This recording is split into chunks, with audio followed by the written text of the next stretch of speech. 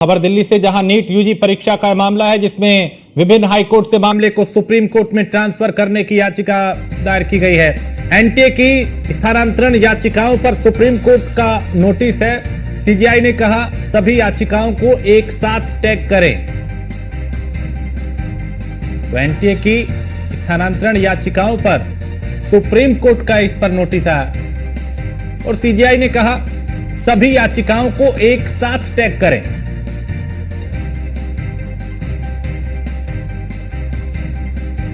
NEET UG परीक्षा का है मामला, इसमें विभिन्न हाईकोर्ट से मामले को सुप्रीम कोर्ट में ट्रांसफर करने की याचिका दायर की गई और पीयूष इस पे ज्यादा जानकारी के साथ। पीयूष, नीट यूजी परीक्षा को लेकर सीजीआई ने कहा कि सभी याचिकाओं को एक साथ टैग करें, यानी जो अलग अलग हाईकोर्ट में मामले चल रहे थे वो एक साथ सुप्रीम कोर्ट में दायर हो।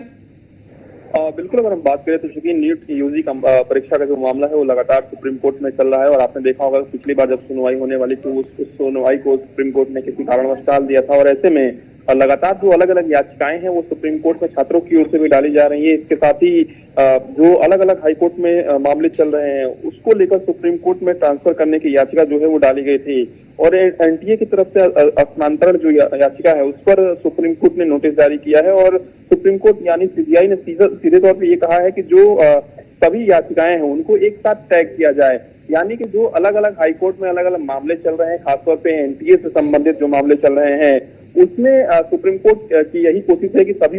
याचिकाओं को एक साथ टैग किया जाए ताकि जब आने वाले दिनों में जब इस पूरे मामले की सुनवाई हो तो कहीं ना कहीं एक साथ इस पूरे मामले की सुनवाई किया जा सके। ऐसे में अब देखने वाली बात होगी कि जब सभी याचिकाओं को एक साथ टैग किया जाता है और जब सुप्रीम कोर्ट में सुनवाई होती है अगली, तो एनटीए की ओर से चूंकि पहले भी अपना पक्ष रखा जा चुका है और एनटीए ने अपनी दलील दी थी। इसके अलावा छात्रों की ओर से भी दो फाड़ छात्रों में भी हो गया है, अलग अलग याचिकाएं डाली जा रही हैं। एक तरफ ये याचिका डाली गई थी कि कहीं ना कहीं पेपर लीक हुआ है और इस पूरे मामले में फिर से परीक्षा कराई जाए। दूसरी तरफ आपने देखा कि कुछ छात्रों ने ये भी याचिका डाल दी कि जिन छात्रों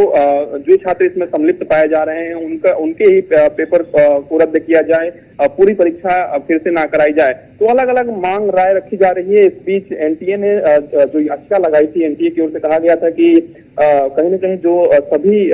जो याचिकाएं हैं अलग अलग हाईकोर्ट में लग रही हैं, आदेश के अलग अलग